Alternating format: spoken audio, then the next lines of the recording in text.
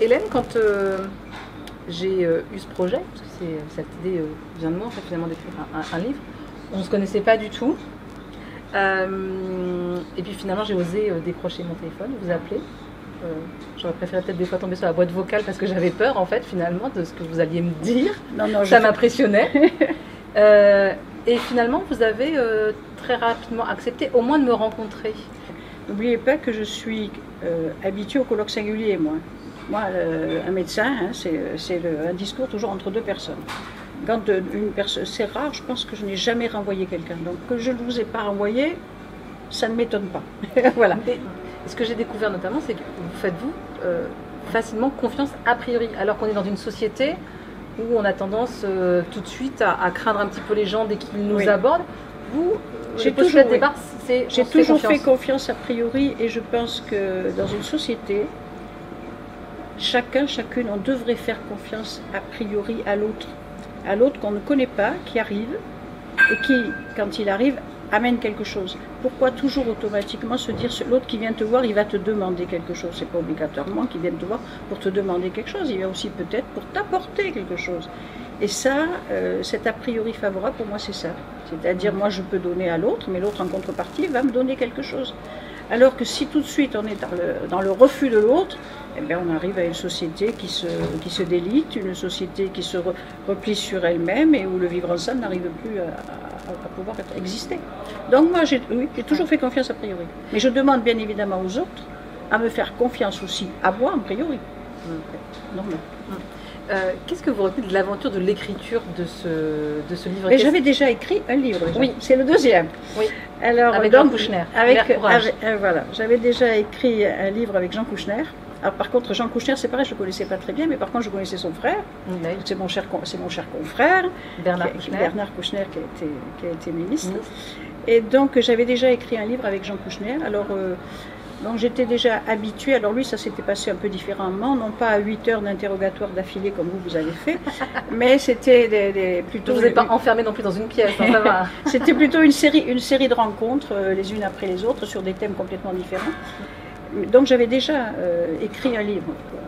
Mais par contre, ce qu'on peut vraiment dire sur le livre, c'est que chacun des mots qui est dedans, chacune des phrases, c'est à vous, parce que moi, ça m'a vraiment marqué, c'est que vous vous êtes complètement emparé. Ah oui, le texte, une fois que j'avais retranscrit les interviews, que je les avais remis, hiérarchisés, etc., etc., vous avez barré, annoté, rajouté, mis des petits bouts de papier à droite et à gauche. Oui, parce que il n'est pas question pour moi que, en plus c'est le livre, il y a écrit Hélène Mandon. Ah oui. Donc c'est moi qui ai la responsabilité des mots, des lignes, les chapitres, les intitulés de chapitres, c'est presque tous vous, sauf 2 ou 3 que je vous ai corrigés.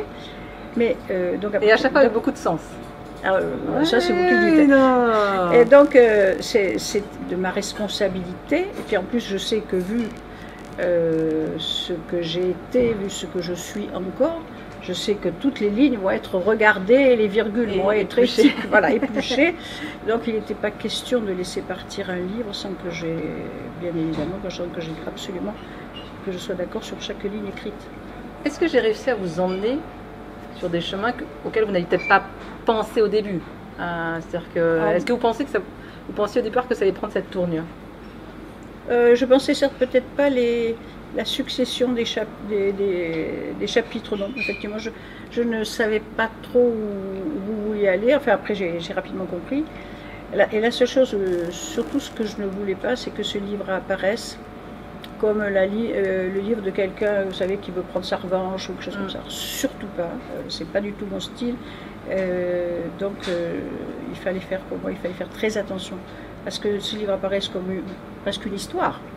L'histoire d'une femme qui a vécu des moments très, très joyeux, très agréables, et à côté des histoires plutôt difficiles à vivre, soit personnellement par rapport à ma vie privée, puisque je parle du suicide de mon fils, mais aussi des moments très, très difficiles à vivre par rapport à l'extérieur, à certaines personnes, et les médias aussi également, ils ont droit à leur petit chapitre, les médias. Qui se permettent de dire n'importe quoi.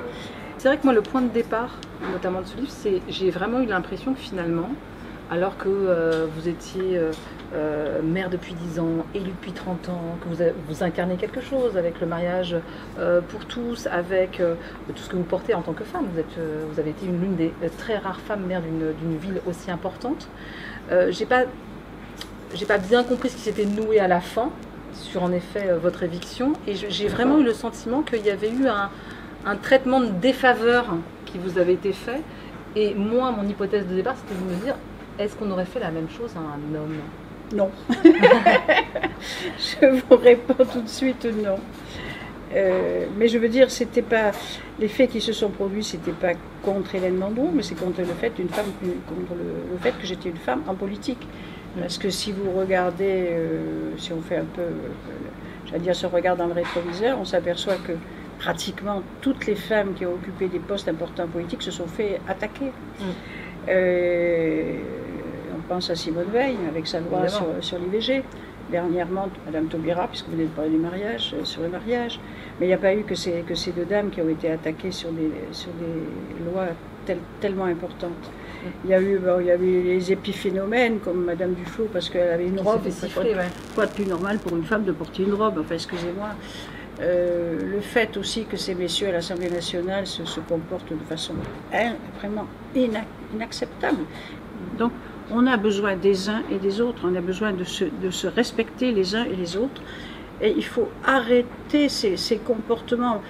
Le comportement de celui qui veut être le pater magistère, le chef, dans tous les milieux de pouvoir, économique, politique, mais aussi en contrepartie, arrêter d'être celle qui est comme ça, qui se replie sur elle-même.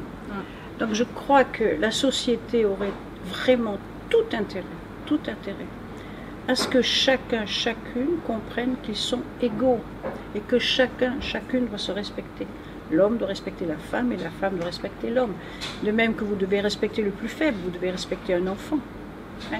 Quand on voit les maltraitances à enfants, je vous parlais tout à l'heure des maltraitances en direction des femmes, c'est inacceptable. Et cette société à laquelle on voit aujourd'hui, où a priori les députés, enfin les parlementaires sont a priori des messieurs susceptibles de respecter les femmes, enfin c'est comme ça qu'on se les imagine, ils sont quand même a priori un devoir d'exemplarité en tout cas. Voilà, et les comportements auxquels on assiste.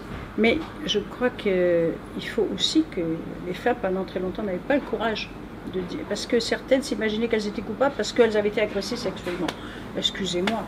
Moi, ce qui est inacceptable, c'est de dire, quand on entendait, moi je me rappelle, quand j'étais médecin, on entendait « Oh, ben elle l'a bien voulu ». Oh, écoutez, alors ça, quand j'entendais « Elle l'a bien voulu », je te dis « Vraiment, vraiment ». Donc, oui, une femme en politique, c'est pas facile. C'est pas facile, et donc, quelque part, je suis très fière qu'on ait considéré que j'étais une femme. Je suis allée à Perpignan, où j'avais été invitée pour Visa pour l'image. Et dans une salle, j'ai vu à un moment donné 9 lettres immenses, puisque quand elles sont sur le socle, ça doit faire 2 mètres de haut, quelque chose comme ça. Et j'avais rencontré le sculpteur, et les 9 lettres, quand vous les regardez, elles donnent le mot tolérance. Et ce qui, pour moi, est un mot auquel je suis très très attachée. Et quand vous regardez, vous prenez le temps de regarder ces 9 lettres, elles sont très très significatives. Il y en a une, par exemple, vous verrez, on voit le visage comme une vierge, représente la religion catholique.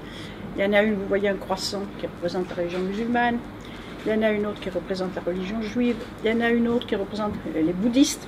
Une dernière petite question. Est-ce que finalement ce livre c'est aussi un acte politique? C'est-à-dire que je me suis dit finalement aujourd'hui on pourrait dire que vous êtes retiré de la politique et en même temps j'ai l'impression que vous faites aussi une forme de politique sans mandat, sans être élu. Enfin, vous êtes quand même très présente dans la ville, vous écoutez ce qui se passe. C'est-à-dire, c'est pas tellement que j'écoute, mais c'est surtout qu'on vient me chercher. Bien évidemment j'entends et je regarde.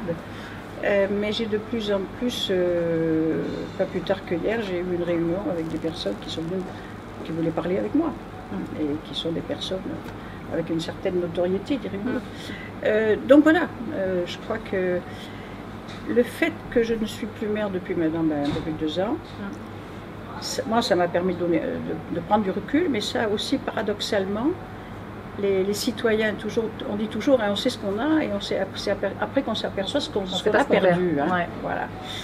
Et je crois qu'aujourd'hui, c'est un peu le phénomène qui est en train de se produire. Donc, comme je dis, j'ai une autre vie. Dans une vie, il y a plusieurs vies. J'ai tourné une page et j'en ai ouvert une autre. Et bien, cette xème partie de ma vie, ben voilà, impeccable. Et si je peux encore être utile, ben pourquoi pas.